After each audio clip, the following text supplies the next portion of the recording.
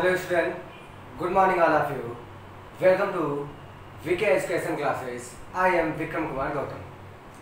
बेटा हम क्लास 12 में चैप्टर नंबर 3 के बारे में हम डिस्कस कर रहे थे, ह्यूमन रिप्रोडक्शन के बारे में, जिसमें हमने अब तक रिकॉल किया जाए तो हमने मेल रिप्रोडक्टिव सिस्टम के बारे में डिस्कस किया हुआ था, जिसमें हमने स्क्रोटम, टेस्टिस, उसके बाद एक्सेसरी डक्ट्स के बारे में, फिर उसके बाद हम penis, urethra, all about discuss about in male reproductive systems. उसमें हमने सारे के जो डिस्कस किए हुए थे वो सारे आपको मेल रिप्रोडक्टिव सिस्टम के अंतर्गत आते थे।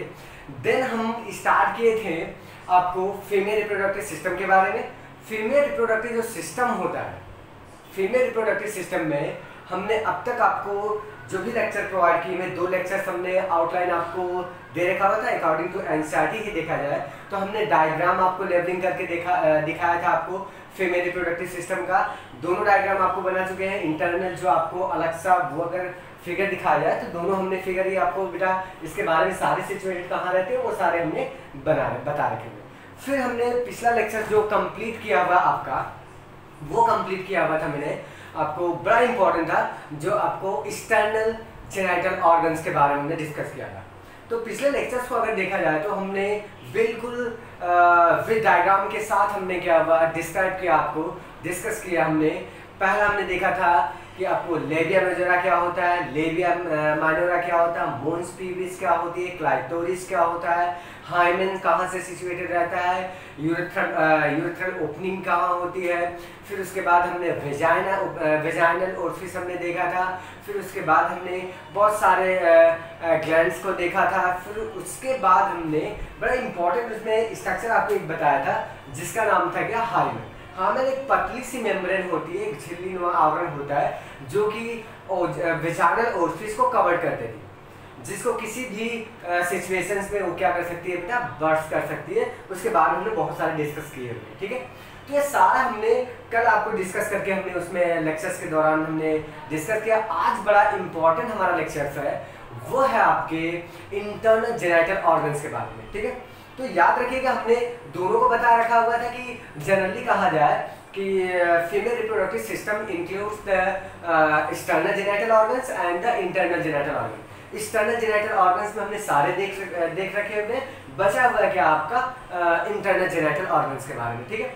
तो हम डिस्कस करते हैं आज इंटरनल जेनिटल ऑर्गन्स के बारे में। तो फिर से रिकॉल करें कि इंटरनल जेनिटल ऑर्गन्स में हमने क्या क्या आपको बता रखा हुआ है, याद होगा शायद आपको। हमने बताया था 1 पेयर ओवरी पाई जाती है, 1 पेयर आपको फैलोपियन ट्यूब पाई जाती है जिसे हम ओविडक्ट भी कहते हैं, ठीक है। फिर आपको 1 आपको यूट्रस पाया जाता है, 1 आपको सर्विक्स पाई जाती है, 1 नंबर में ही आपको क्या पाई जाती है, वेजाइना पाई जाती है। वेजाइना जनरली क्या होती है बेटा, उसको बार बार हमने कहा वो इंटरनल जेनिटल ऑर्गन्स में आती है, वेजाइना, ठीक है। तो आज हम एक एक करके हम डिस्कस करेंगे सारे का। आपकी एनसीईआरटी में बहुत छोटा सा दिया हुआ है, तो क्वेश्चंस आपको जो मिलता है बेटा नीट में, एंड में, जिपमर में, उनमें थोड़ा सा क्या होता है डीप में जाके आपको क्या होता है कि पूछे जाते हैं क्वेश्चन। तो हम उसके अकॉर्डिंग चलेंगे, नीट के अकॉर्डिंग चलते हैं ताकि आपको सारा सिलेबस भी कवर हो जाए। और हम बहुत ज़्यादा एक्स्ट्रा नहीं है लेकिन है, उतना तो आपको जानकारी रखनी पड़ेगी, तभी जाके बेटा आपको हमने पहले भी बताया कि आपको मेडिकल में जब आप एंट्रेंस क्वालिफाई करोगे, जब आपको पढ़ाई करनी होगी 5 ईयर्स तक, तो उसमें इससे कहीं ज़्यादा आपको क्या होगे एफर्ट करना पड़ता है। इसलिए वो पहले से टेस्ट ले लेता है कि आपको कितनी जानकारी है, वो आपके पास एबिलिटी है कि नहीं पढ़ने की। उसी लड़कों को वो क्या करता है, गवर्नमेंट क्या करती है, अलाउ करती है बेटा जो क्वालिफिकेशन रखते होंगे, ठीक है। तो हम दिन क्या करते हैं, आज ओवरी का थोड़ा सा लॉन्ग हो सकता है लेक्चर, लेकिन हम कवर करेंगे आज ओवरी पूरा डिस्कस करेंगे आपको अकॉर्डिंग एनसीईआरटी और एनसीईआरटी के बियॉन्ड जाके, ठीक है। एनसीईआरटी के अलावा भी हम कुछ डिस्कस करेंगे। तो हम क्या करते हैं, ओवरी के बारे में डिस्कस करते हैं। आपको याद होगा कि मैंने यहाँ पे आपके बोर्ड पे हमने एक डायग्राम बनाया हुआ था, ये इंटरनल सेक्शन आपका है ओवरी का, ठीक है। ओवरी के साथ है, जबकि आपके फिगर नहीं दिया हुआ है एनसीईआरटी में, मैं फिगर आपको ड्रा करके सारा समझा दूंगा ताकि आपको कोई डाउट न रहे कि ओवरी के अंदर क्या क्या स्ट्रक्चर पाए जाते हैं या ओवरी के अंदर ओवरियन साइकिल कैसे चलती है, ठीक है। जब हम मेंस्ट्रुअल साइकिल पढ़ेंगे तो वहाँ पे भी ये स्ट्रक्चर बड़ा कॉम्प्लिकेटेड होगा और काम में आएगा। वो बड़ा इंपॉर्टेंट रोल प्ले करेगा। तो फिलहाल हम यहाँ पे भी समझेंगे, क्योंकि ओवरी का लेक्चर हम ले रहे हैं, तो बेटा ओवरी का पूरा डिटेल जान जाए ताकि आपको कोई भी क्वेश्चन इससे छूटने ना पाए। ठीक है, तो हम स्टार्ट करते हैं। Ovary, ovary is the internal genital organ in female. Female की जो ओवरी होती है वो इंटरनल जेनिटल ऑर्गन होती है। And female reproductive female internal genital organs situated inside the pelvis region. उसको भी हमने बताया कि जो भी रिप्रोडक्टिव सिस्टम होता है फीमेल का, वो बेटा पेल्विस रीजन के साइड में ही होता है। पेल्विस रीजन पहले बताया, हेड, थोरैक्स, एब्डोमेन, फिर लोअर एब्डोमेन की जो कैविटी होती है, एब्डोमिनल पार्ट होता है, उसी को हम क्या कहते हैं बेटा, पेल्विस कहते हैं। ठीक है, तो पेल्विस में सिचुएटेड रहती है, तो ओवरी भी कहाँ पे सिचुएटेड रहेगी, पेल्विस रीजन में ही सिचुएटेड रहेगी। आपके एनसीईआरटी में बड़ा अच्छा लिखा हुआ है, एनसीईआरटी का भी हम सारे सेगमेंट्स देखते चलेंगे।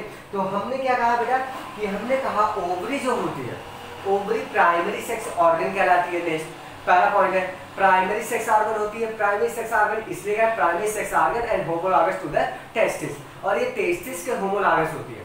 क्यों हमने कहा टेस्टिस के होमोलॉगस होती है, तो आप बता सकते हो, पहले से भी बताया है हमने कि प्राइमरी सेक्स ऑर्गन उसे कहा जाता है जो गोनैड्स प्रोड्यूस करते हैं। तो आपको जो ओवरी होती है वो किसका प्रोडक्शन करती है बेटा, तो आपको बताना होगा क्या, ओवम का। ठीक है, और जबकि टेस्टिस किसका प्रोडक्शन करता था, तो उसमें प्रोडक्शन होता था किसका, स्पर्म का। तो दोनों कंडीशन ऐसी है, तो इसमें हम क्या कहेंगे कि testis ovary ovary situated inside the pelvis region, and ovary is the primary sex organ in female reproductive systems, and it's formed to ovum, इसलिए हम इसको प्राइमरी सेक्स ऑर्गन कहते हैं। और बड़ी इंपॉर्टेंट है कि ओवरी के अंदर से कुछ प्रोडक्शन तो होता है ओवम का, लेकिन इसमें से कुछ एस्ट्राइड हार्मोन्स का भी क्या होता है, सिक्रेशन होता है। तो हम बाद में देखेंगे कि एस्ट्राइड हार्मोन्स कौन कौन से सिक्रेशन करती है ओवरी, कैसे करती है। क्लियर हुआ, सारे डिस्कस करेंगे, ओवरी डिस्कस करेंगे। तो वो हार्मोन्स भी रिलीज करती है, जैसे उस हार्मोन्स के नाम बेटा एस्ट्रोजन का सिक्रेशन होता है, प्रोजेस्टेरॉन का सिक्रेशन होता है, वो ओवरी के द्वारा होता है। अब ओवरी के किस पार्ट में होता है वो आपको पता नहीं है, लेकिन इस लेक्चर के दौरान ही आपको पता चल जाएगा कि ओवरी के किस पार्ट से आपको क्या कहता है, हार्मोन्स के सिक्रेशन होते हैं। ठीक है, अब कंडीशन हमने क्या कहा कि हमने ये सारे सिचुएशन देख लिए, फिर एनसीईआरटी को हमने फॉलो करते हैं बेटा। ये ओवरी कहाँ पे आपको लिखा हुआ कि ये एब्डोमिनल कैविटी के इस साइड में आपको सिचुएटेड रहती है, लेफ्ट में और राइट में दो ओवरी वन पेयर पाई जाती है। तो एक लेफ्ट साइड रहेगी, एक बेटा आउट साइड रहेगी। अगर इसकी लेंथ देखी जाए तो आपको साफ साफ लिखा हुआ लेंथ में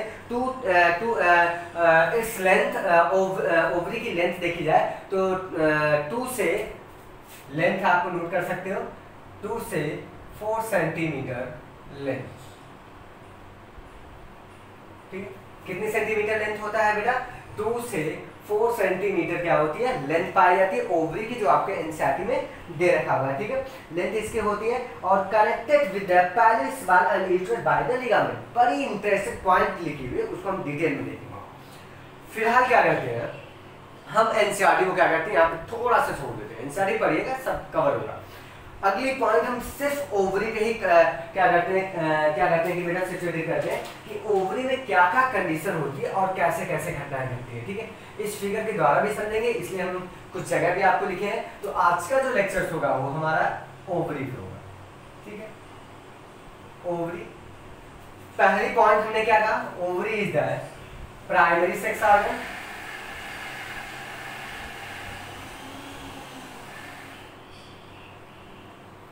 प्राइमरी सेक्स ऑर्गन होता है, ये किसका प्रोडक्शन करता है, तो आप बताओ किसका, ओवम का प्रोडक्शन करता है।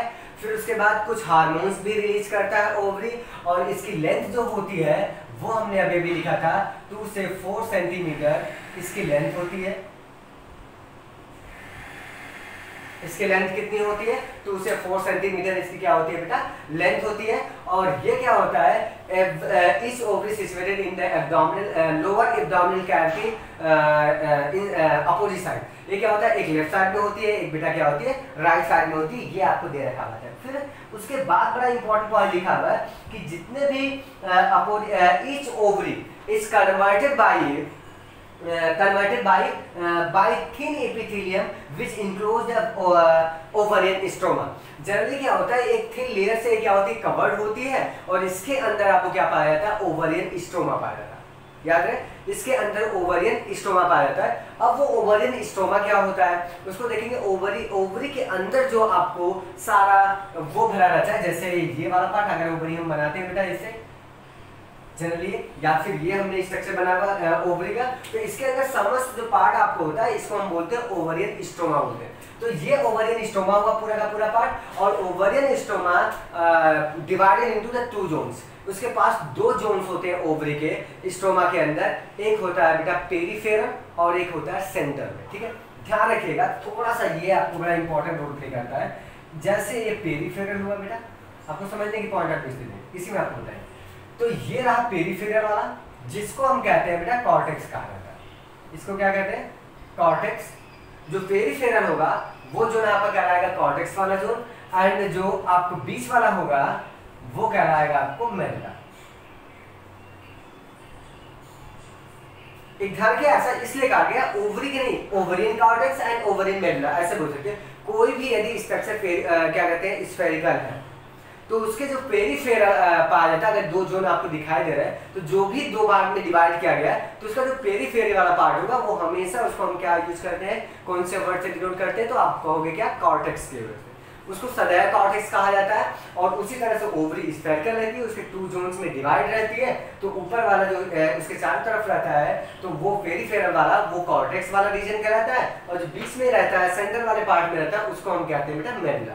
बस इतना दिमाग में रखिएगा, ठीक है। तो कॉर्टेक्स एंड मेडुला दोनों डिफाइन हमने किया कि कॉर्टेक्स क्या होता है एंड मेडुला क्या होती है। अब बड़ी इंटरेस्टिंग पॉइंट होती है, हम आते हैं अपने पॉइंट पे कि ovary is the smaller in size than the testis, जबकि ओवरी जो होती है वो स्मॉलर साइज की होती है टेस्टिस के अपेक्षा। कुछ लोगों का कंफ्यूज रहते हैं, लेकिन टेस्टिस लार्जर होती है in comparison to the ovary. Ovary जो होती है बेटा स्मॉलर होती है साइज में in comparison to the testis, जबकि हमने टेस्टिस पढ़ रखा है, टेस्टिस जो होती है वो लार्जर होती है। क्या है टेस्टिस पढ़ा हुआ था, स्क्रोटम के अंदर जो पाया वाला पार्ट होता है उसको भी स्फेरिकल से हमने दिखाया था। तो वो टेस्टिस से क्या होती है आपको स्मॉलर साइज में रहती है, ये ध्यान रखिएगा। फिर उसके बाद हमने कहा बेटा कि ये क्या होता है, इनसाइड द फेलिस रीजन आपको सिचुएटेड रहता है, and the ovary can withstand the body temperature during the ओजेंसी। जो ओवरी होती है वो किसी पाउच में बाहर एब्डोमिनल कैविटी से बाहर नहीं रहती, वो सदा inside the abdominal cavity he situated रहती है। अब बड़ी इंटरेस्टिंग पॉइंट है कि ओवरी जो होती है वो इनसाइड द एब्डोमिनल कैविटी में होती है, जबकि बॉडी टेम्परेचर से उसका मेंटेनेंस रहता है, ठीक है।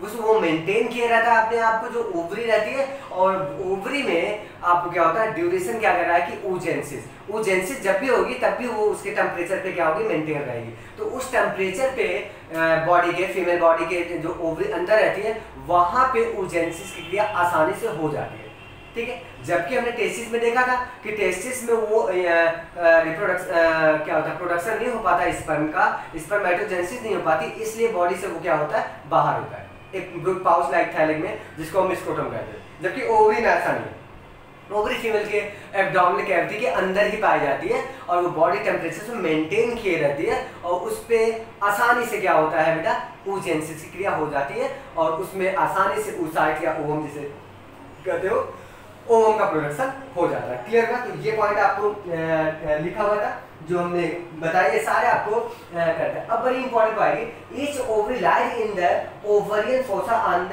लैटरल पेल्विस वॉल, जहां पे ओवरी सिचुएटेड रहती है। सपोज दैट हमने आपको ये ओवरी बनाया तो ये सिचुएटेड रहेगी, इसके बगल में ऐसे फैलोपियन ट्यूब हमने बना रखा हुआ था बेटा ना, ऐसे करके फिर यूट्रस बना रखा हुआ था। तो सोचो इससे कनेक्ट तो रहता है ओवरियन से। ध्यान से देखो, यदि आपको देखना नहीं होगा तो थोड़ा सा एक स्ट्रक्चर हम बना लेते हैं ताकि आपको बिल्कुल समझ में आ जाए। एक इसका स्ट्रक्चर है बेटा, उसको मैं बना देना चाहता हूँ।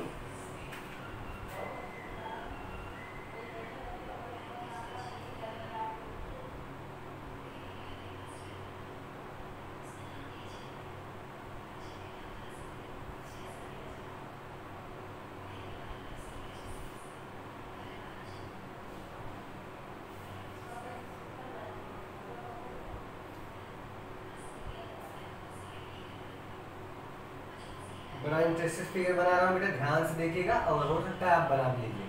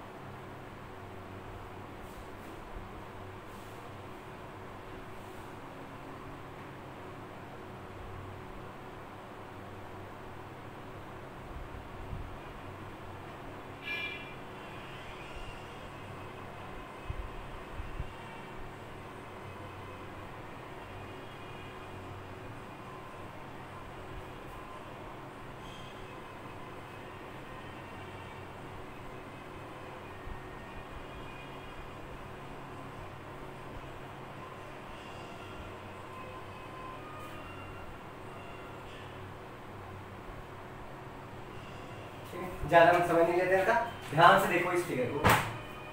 हम इसको और क्या डीप में बताना चाहते हैं वो देखो। जनरली वो एनसीईआरटी में थोड़ा सा लिखा हुआ, नाम लिखा हुआ है बेटा, इसलिए हम डिटेल में जाते हैं। तो ये रहा आपका यूट्रस वाला पार्ट, यहाँ पे यूरेटर रहता है, देन हमने बनाया फाइलोपियन ट्यूब, और फाइलोपियन ट्यूब से ही क्या होती है, ओवरी सिचुएट रहती है, क्योंकि ये बेटा बधी रहेगी तभी तो अपने स्थान पर प्रतिबद्ध रहती है। तो ओवरी क्या होती है, सिचुएटेड जहां पे रहती है। यदि हम ओवरी को यहाँ से कट करके निकाल लें, ठीक है, यहाँ से कट करके निकाल दे तो एक स्पेस बनेगा, कैविटी छूट जाएगी ना। अगर ओवरी को वहां से निकाल ले तो वहां पे एक गड्ढे नुमा क्या होता है, स्पेस की तरह रहेगा, खाली स्थान रहेगा, गड्ढे की तरह दिखाई देगा, उसको हम बोलते हैं बेटा ओवरियन फोसा कहा जाता है। तो ध्यान रखिएगा, यदि हम ओवरी को वहां से निकाल दे तो ओवरी उसके अंदर सिचुएट रहती है, किसके, ओवरियन फोसा, उसको कहा जाता है ओवरियन फोसा। तो आप नोट डाउन कर लीजिएगा कि ओवरियन फोसा क्या होता है। ध्यान रखिए, ओवरियन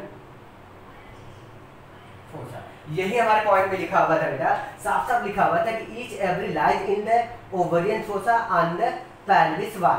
पेल्विस वाल जो होती है, पेल्विस रीजन में जो वाल होती है उसकी, उसमें आपको ओवरियन फोसा होता है, वहीं पे उसी ओवरियन फोसा के अंदर क्या होती है, ओवरी सिचुएट रहती है। क्लियर हो गया।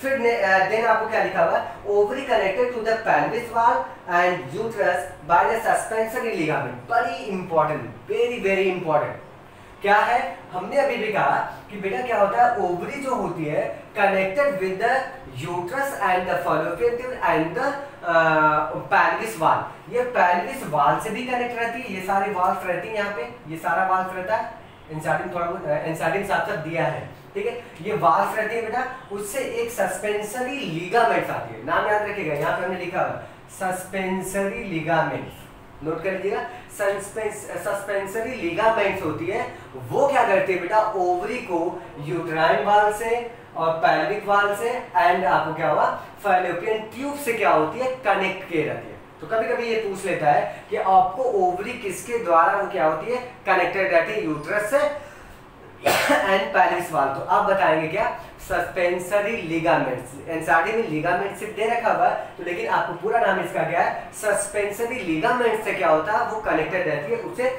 जुड़ी रहती है, ठीक है। बड़ी इंटरेस्टिंग पॉइंट ये हमको मिला। फिर उसके बाद mesovarium insert fold on the peritoneum that transmitted vessels and nerve to the ovary. इसमें क्या होता है, इसके अंदर हमने लिगामेंट्स को देखा, इसमें कुछ फोर्स पाए जाते हैं, ध्यान रखिएगा, जिसको कहते हैं मेसोबैरियम, ठीक है। ध्यान रखो, एक वर्ड यूज करिएगा बेटा, मेसोबैरियम,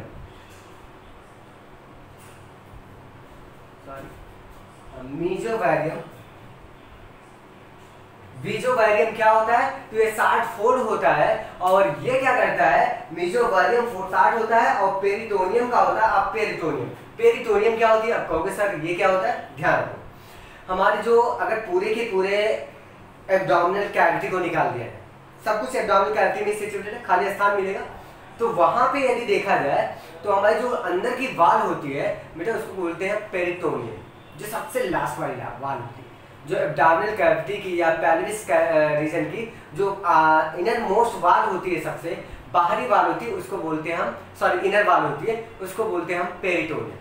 पेरिटोनियम ही सारी चीजों को क्या होता है, अटैच किया रहता है। तो पेरिटोनियम में कुछ फोल्डेड लाइन संरचना पाई जाती है, वो मेडिकल में आपको मिलेगा।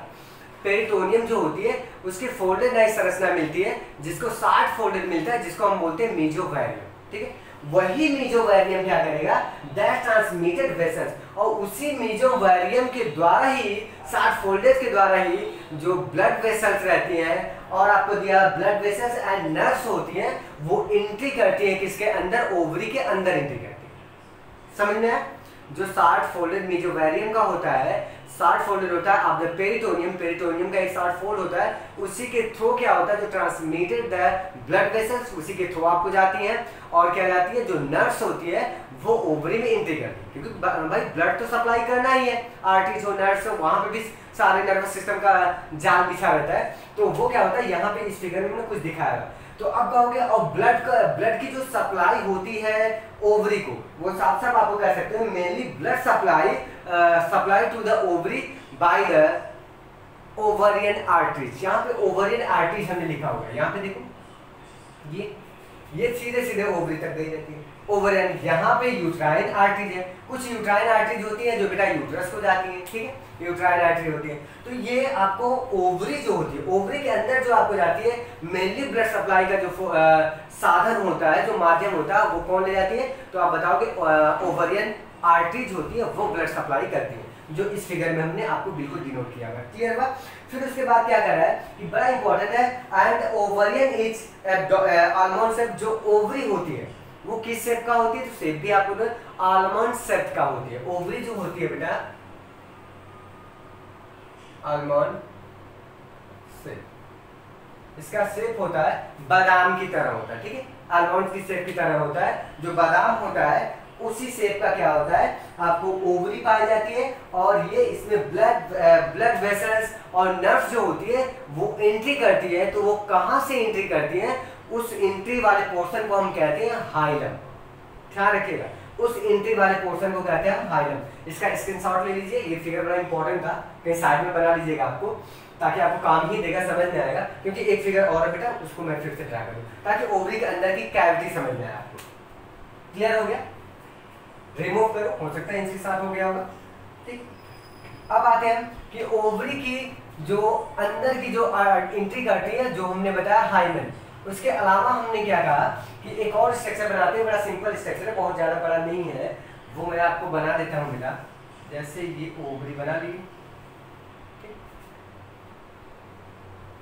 ओवरी बना ली, कुछ इसका पोर्शन इस तरह से आपको बना देता हूँ, ठीक। ढेर सारे खींच सकते हो बेटा, समझिए पॉइंट आपको इससे बना रहा।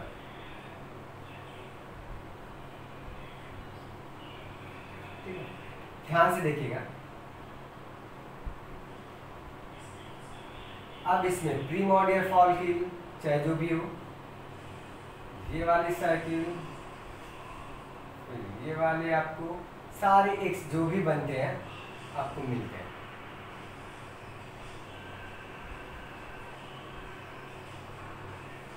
ठीक है, ये देखो दो पार्ट वाले ओवरी के दो पार्ट होते हैं, दो जोन बांटे गए हैं। स्ट्रोमा होता है ओवरियन के अंदर, आपको क्या होता है पार्ट जो पाया जाता है उसको ओवरियन स्ट्रोमा बोलते हैं।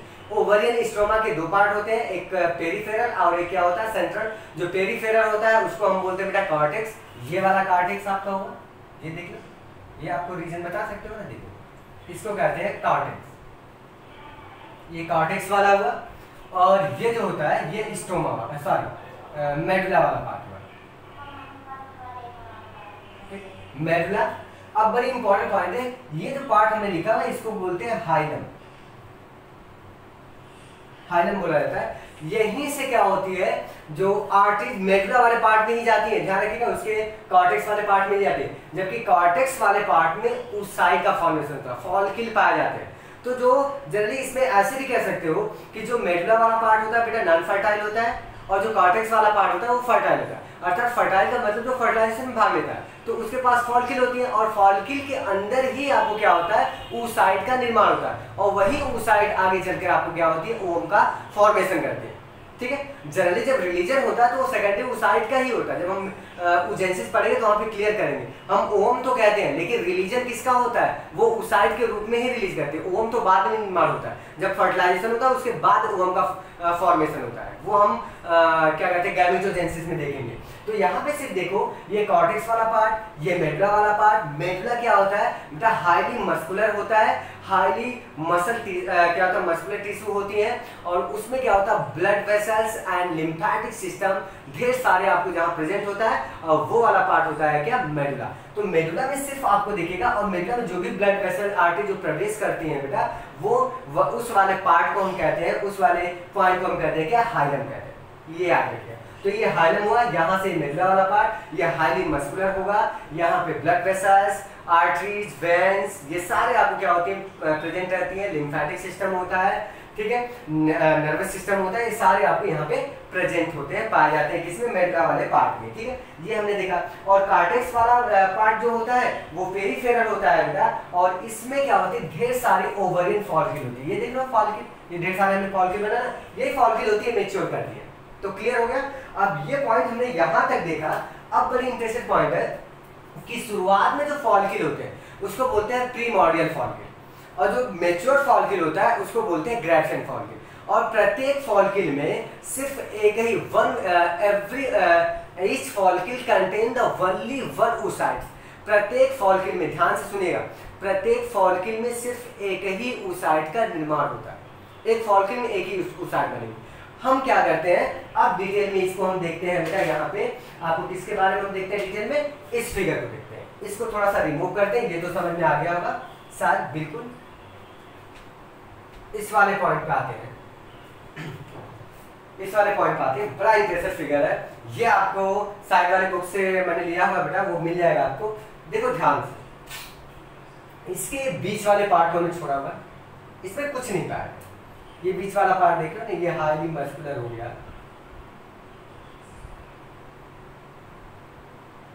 तो आप क्या कहोगे इसको, ये जो बीच वाला पार्ट है इसको हम कहेंगे मेडुला, और इसके पेरिफेरल जो होता है ये कहलाएगा आपको कॉर्टेक्स वाला रीजन। क्लियर हुआ?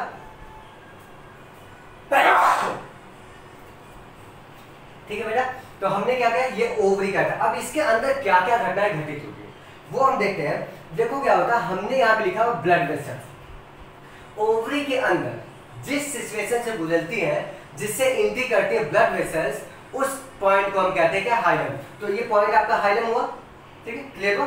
ये हाइलम होता है, और इसी के अंदर से आपको क्या एंट्री की हुई है बेटा, ब्लड वेसल्स सारी एंट्री करिए।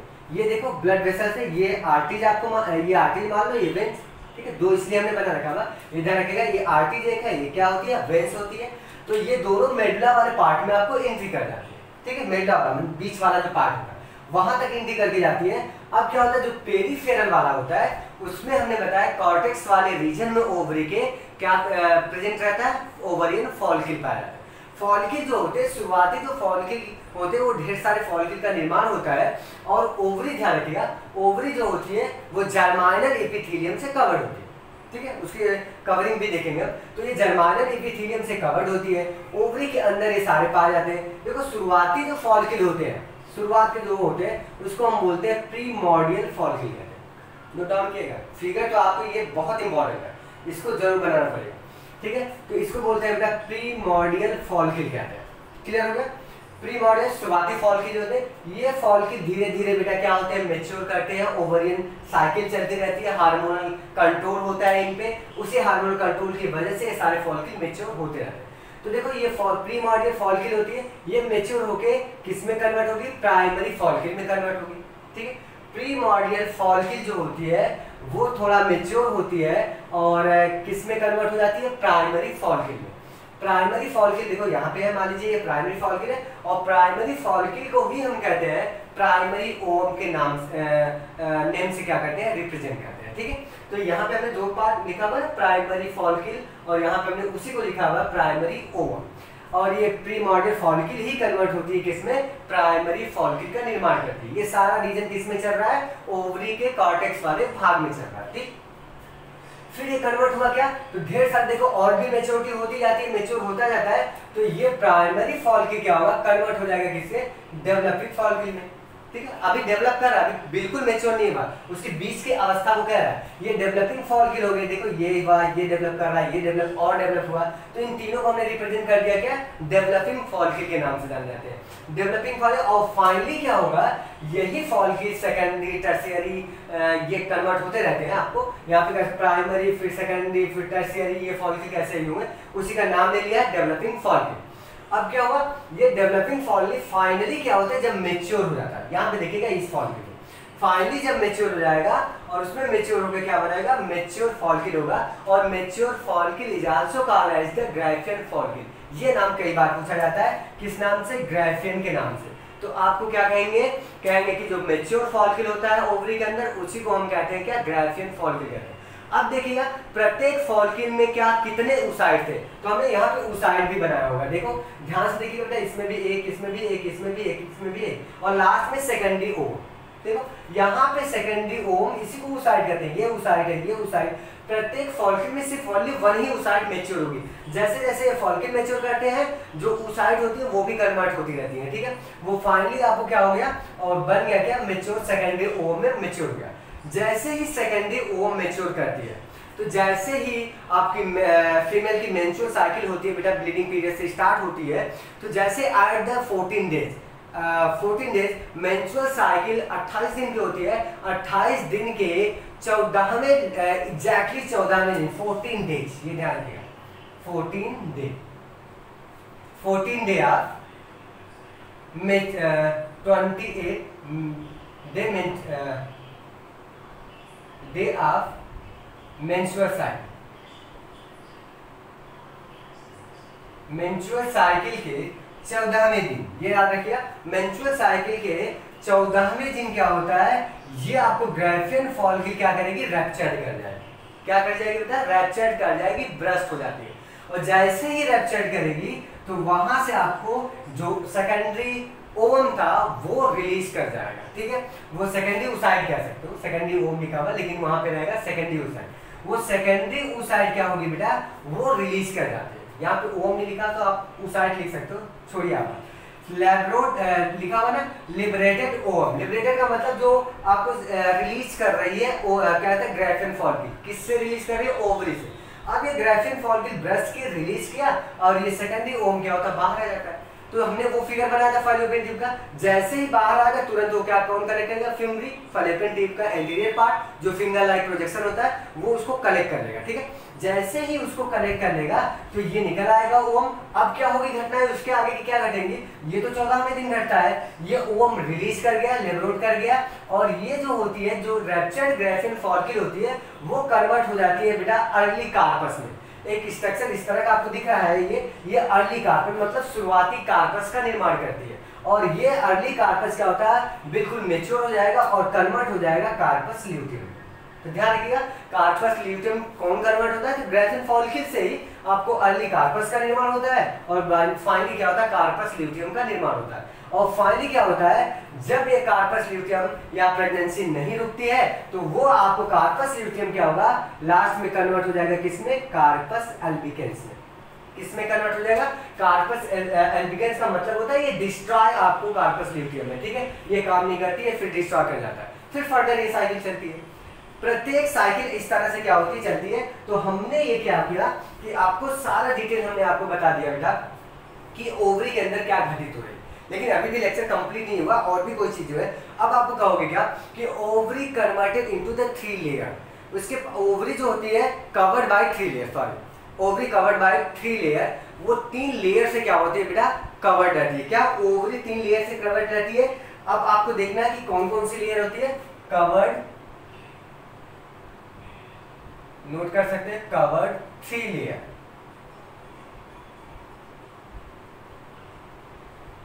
तीन लेयर से कवर्ड है। पहला कहेंगे आउटर, जो सबसे आउटर होती है, आउटर पेरिटोनियम।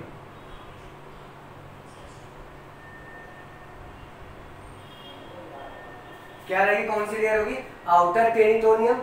दूसरी कौन सी लेयर पाई जाती है, मिडिल, जो बीच में होती है बेटा, मिडिल क्यूबाइडल जर्मिनल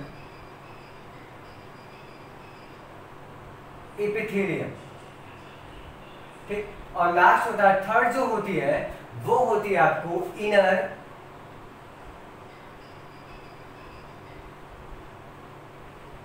एल्बुजिनिया, ठीक। 3 लेयर होती है। तो आप बताओगे क्या, जो एनसीईआरटी की बियॉन्ड है कि वो थिन लेयर आपको कवर्ड रहती है। पहला होता है आउटर पेरिटोनियम लेयर से कवर्ड होती है। दूसरी मिडिल लेयर जो पाई जाती है उसको क्यूबाइडल जर्मिनल एपिथेलियम कहा जाता है। और सबसे इनर मोस्ट लेयर जो होती है ओवरी की, वो होती है इनर एल्बुजिनिया। इन लेयर को याद रखिएगा, जैसे हमने टेस्टिस का लेयर बताया था बेटा, 3 लेयर टेस्टिस को याद है ना, याद है कि नहीं। आप कमेंट बॉक्स में लिख भेजिएगा टेस्टिस कितने लेयर से कवर्ड होती है, और उनके टेस्टिस के लेयर के नाम आपको बताने, ठीक है। आपका आज का क्वेश्चन है।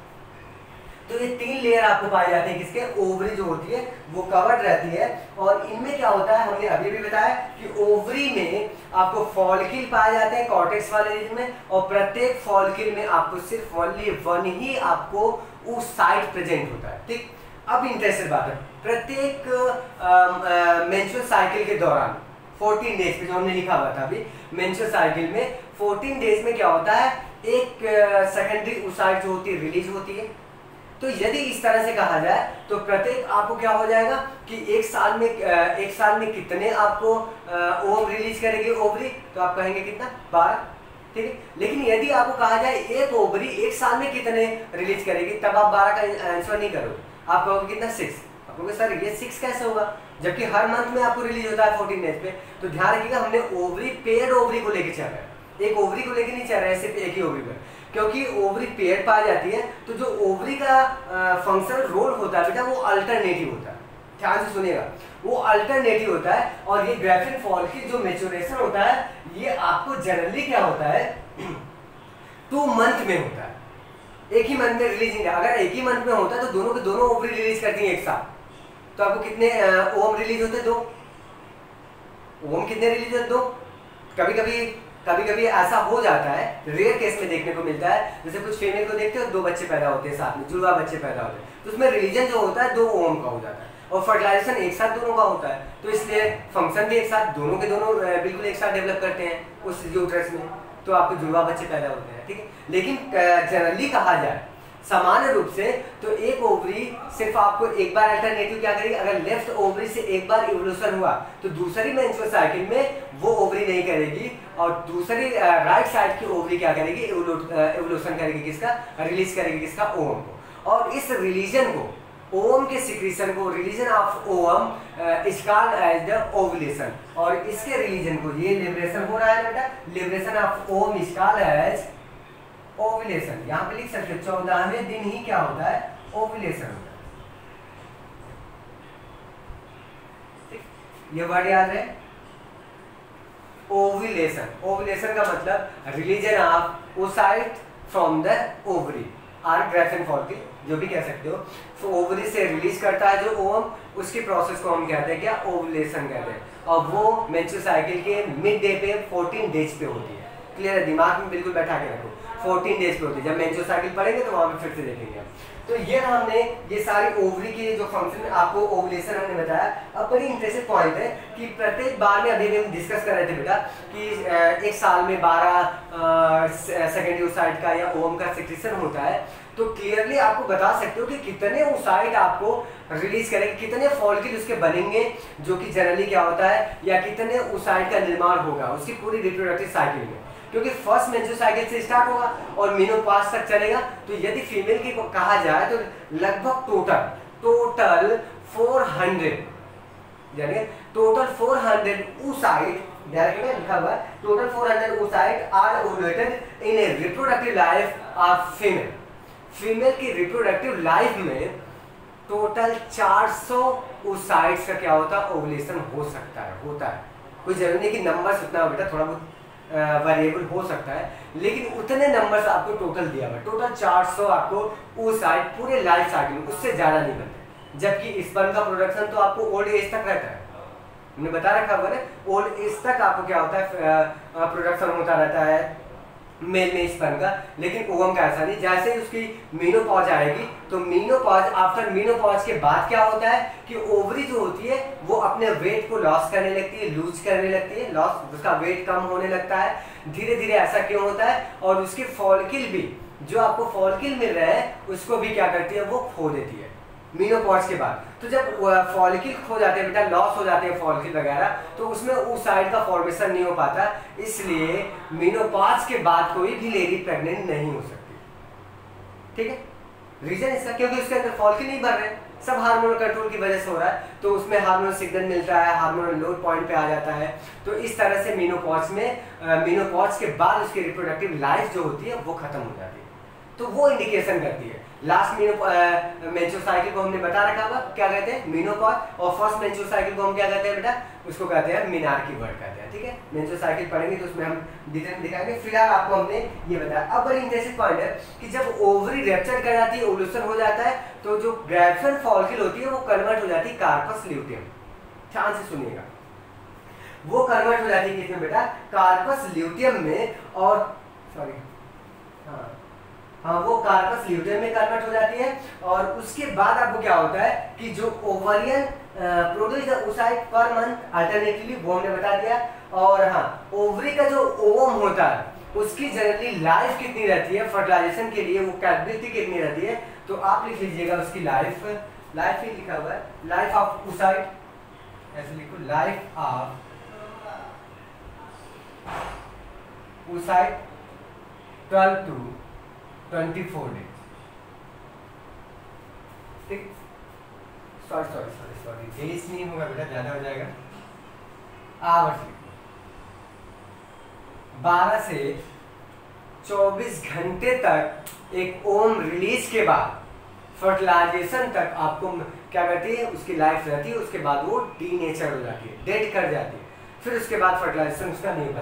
इसीलिए कहा जाता है कोर्सिव जब होता है, कोर्सिव का भी एक बड़ा इन्फेक्टिव चांस होता है। एक सिंपल सा केस हमने देखा हुआ, कभी कभी क्या होता है 4-5 साल तक किसी को बच्चा नहीं पैदा हुआ, वो फ्रस्ट्रेशन में आ जाता है। लेकिन कंडीशन क्या होता है, एक डॉक्टर बोलता है कि आप कोर्सिव किस टाइम पे करते हो, कौन सा टाइम पीरियड है आपका। तो जनरली क्या होता है, हो सकता है कभी कभी कि जब भी उन कपल्स में कोर्सिव जब हो रही है वो एग्जैक्टली डे पे नहीं हो जब इवोल्यूशन होता हो, क्योंकि जब एक इवोल्यूट करेगा तभी तो उस समय को इस पर वहां पर रिलीज किया जाएगा बेटा, तभी तो फर्टिलाइजेशन हो सकता है वो कंडीशन नहीं हो। और उसको फॉलो करने पे आसानी से लेडी प्रेग्नेंट होगी, उसको बहुत ज्यादा दवा भी नहीं करनी पड़ी और आसानी। लेकिन कुछ में हो सकता है ओवरियन बहुत सिस्ट पाए जाते हैं और बहुत सारी डिजीज होती हैं, तो वो सारी कंडीशन सिचुएशन की वजह से भी बहुत सारे होते हैं। लेकिन कुछ में लोगों में ऐसा कंडीशन होता है, बड़ी इंटरेस्टिंग बात। तो हमने एक बात बताई कि ऐसा वो मेडिकल में होता है। तो एक पॉइंट आपको याद रहनी चाहिए कि मेंस्ट्रुअल साइकिल की 14 डेज पे, जहाँ से मेंस्ट्रुअल साइकिल स्टार्ट होती है, आप स्टार्ट कर सकते हो, पहली मेंस्ट्रुअल ब्लीडिंग पीरियड स्टार्ट हुआ, वो मेंस्ट्रुअल साइकिल का स्टार्टिंग डेज है, तो उसके 14 डेज पे ओवरी रिलीज होती है। अगर उस समय किसी फीमेल का मेल में कोर्सिव बना या पॉपुलेशन हुआ उनके बीच में, तो वो आपको क्या होते हैं, चांसेस 90% आपको होते हैं कि प्रेगनेंसी रुक सकती है। क्यों? क्योंकि उसी समय तो इवोल्यूशन हुआ था एक का, तभी तो प्रेगनेंसी रुक गई। ठीक, लेकिन उससे पहले उसके बाद में कुछ 2-3 दिन डाइजेस्ट पीरियड रहते हैं, जबकि स्पर्म का हमने लाइफ बता रखा हुआ 48 डेज 48 आवर्स का भी बता रखा हुआ, तो उसके अकॉर्डिंग होता है। हो सकता है स्पर्म पहले से पहुंचा हो तब भी प्रेगनेंसी हो सकती है, लेकिन आपको 14 डेज 13 डेज एंड 15 डेज ये बड़े डेंजरस डेज होते हैं, उसमें प्रेगनेंसी रुकने के चांसेस बहुत ज़्यादा होते हैं। ठीक है, तो ये अब तक हमने पूरी कहानी हमने ओवरी की सारी आपको देख लिया। अब बड़ी इंटरेस्टिंग कि ओवरी जो होती है बेटा ये 2 तरह से बिहेव करती है। इसके फंक्शन से देख लो, इसका फंक्शन क्या होता है, ये 2 तरह से बिहेव करती है, एक्सोक्राइन की तरह बिहेवियर करती है और इंडोक्राइन की। एक्सोक्राइन के मतलब इसका कॉर्टेक्स वाला रीजन जो होता है वो ये इवोल्यूशन भी कर रही है, रिलीज भी कर रही है, प्रोडक्शन करवा रही है किसका, ओवम का, और प्लस ये हार्मोन्स का भी रिलीज है। अब वो हार्मोन्स क्या होता है, ये जो भी जितने भी फॉलिकल्स होते हैं बेटा, जितने भी आपको फॉलिकल देखते हो, ये सारे फॉलिकल्स जो होते हैं वो आपको क्या कहते हैं, ये हार्मोन्स का रिलीजन करते हैं। तो ये ध्यान रखिएगा ओवरी क्या क्या काम करती है, 2 काम। फंक्शन ओवरी का क्या होता है, कोई पूछे तो बता सकते हो, production of oocyte and formation of hormones, ovarian hormones. Ovarian के हार्मोन्स रिलीज होते हैं, और वो हार्मोन कौन कौन से होते हैं, 2 हार्मोन्स होते हैं, दोनों हार्मोन्स लिख सकते हो बेटा। पहला हार्मोन्स होता है एस्ट्रोजन, एस्ट्रोजन बड़ा इंपॉर्टेंट रोल प्ले करता है। दूसरा होता है प्रोजेस्टेरॉन,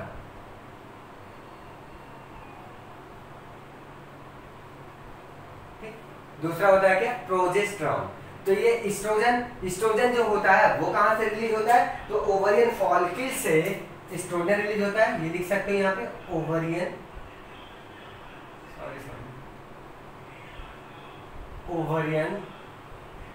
फॉलिकल, ओवरियन फॉलिकल से एस्ट्रोजन रिलीज होता है, और प्रोजेस्टेरॉन किससे रिलीज होता है, कार्पस ल्यूटियम से। अभी कहीं लिखा होगा कार्पस ल्यूटियम, कहाँ पे लिखा है बेटा, यहाँ पे। ठीक, कार्पस ल्यूटियम से आपको क्या रिलीज होता है, तो आप बताओगे प्रोजेस्टेरॉन का। क्लियर हो गया, ओवरियन। इसीलिए आपको जो फर्टाइल वाला पार्ट होता है ना वो कार्टेक्स वाला होता है, मेडुला वाला पार्ट नहीं होता है। मेडुला में बहुत ज्यादा कुछ सीक्वेंसेस आपको घटनाएं नहीं घटित होती, जब भी उसका फर्टाइल वाला पार्ट है वो कार्टेक्स वाले रीजन में घटित होती है। देखो यहाँ पे कैसे कैसे पहले दिन पे कैसे प्री मॉडियल फॉलिकल, फिर धीरे धीरे मैच्योर किया, रप्चर किया, फिर आपको कार्पस लिटियम, ये सारे मेंटेनेंसी आपको चलती रहती है, ठीक है। तो यहाँ तक हमने पढ़ा बेटा आपको ओवरी का कि क्या पढ़ा हमने, ओवरी के सारे डिटेल हमने एनसीईआरटी को कवर करते हुए उसके एक्स्ट्रा स्ट्रोक में सारा हमने बता दिया, जो कि नीट के लेवल पे, एमजेड में, सबके लेवल पे था, ठीक है। अब कोई डाउट होगा तो आप क्वेश्चन में पूछ सकते हैं।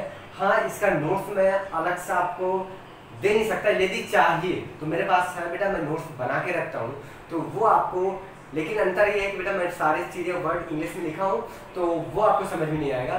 तो क्लियरली कहूँ कि आप लेक्चर सुन लीजिए, अपने से नोट्स बनाओ, बेटर होगा किसी दूसरे के नोट से पढ़ने से अच्छा।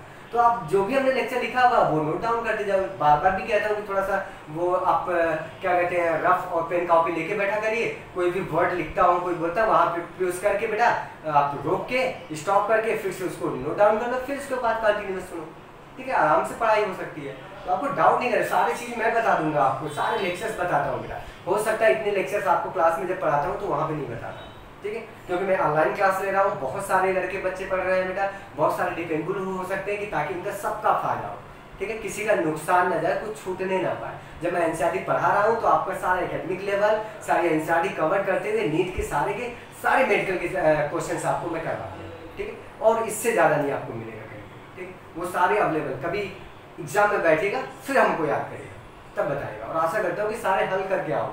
अगर एफर्ट थोड़ा सा ज़्यादा एफर्ट, 1-2 घंटे पढ़ना तो पड़ेगा आपको, 2-3 घंटे आपको बायोलॉजी, केमिस्ट्री, फिजिक्स सारे, तब जाके आपको सिलेक्शन होगा। लेकिन आशा करता हूँ कि मेरे कमांडो बहुत अच्छे हैं, बहुत मेहनत करते हैं मेरे स्टूडेंट, वो एफर्ट करते हैं, ठीक है। तो बेटा आज का स्टॉप करते हैं अपने लेक्चर्स को, कल हम डिस्कस करेंगे आपको एसेसरी डक्ट्स के बारे में, ठीक है। जैसे फैलोपियन ट्यूब हुआ, फैलोपियन ट्यूब को डिटेल में देखेंगे, हम यूट्रस को देखेंगे, वेजाइना को भी देखेंगे, बहुत ज़्यादा नहीं, एक ही लेक्चर में कवर्ड हो जाएंगे, ब्रॉडर लेक्चर ले लूँगा, खत्म हो जाएगा आपका, ठीक है। तो आशा भी करता हूँ स्पीड बढ़ाता हूँ बेटा, बड़े बड़े लेक्चर लूँ ताकि आपको कोर्स भी कवर्ड होता जाए। अभी हमको बहुत पढ़ने हैं, ठीक है, इसलिए आपको कवर्ड करता हूँ, ठीक है। क्लियर है, तो आप कवर्ड रहिए, एफर्ट करते रहिए, मैं भी एफर्ट करूँगा, मेहनत करते। तो बेटा पढ़ते रहिए, बेस्ट ऑफ लक, थैंक्स।